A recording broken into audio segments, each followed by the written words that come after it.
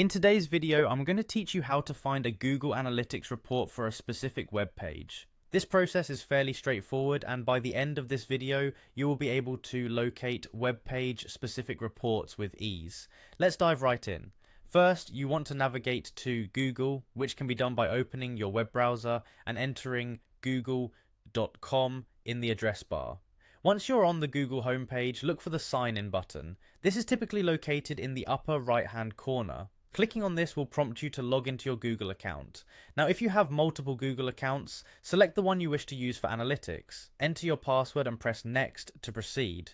Once you're signed in, locate the Google Apps menu icon, which looks like a grid of dots and is situated in the top right corner of the page. Clicking on this icon will display a drop-down menu. From the drop-down, scroll through the options until you find Google Analytics. Selecting Google Analytics will take you to the main dashboard of your analytics account.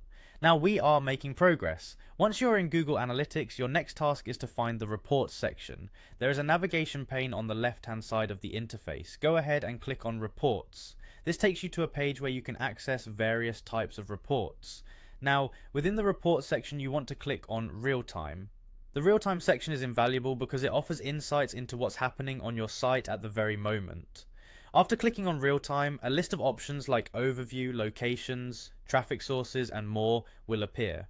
To access web page specific information, select Pages. This option will provide you with real-time data specific to individual pages on your site. At this point, you'll see a comprehensive list of pages, each showing the number of active users currently visiting.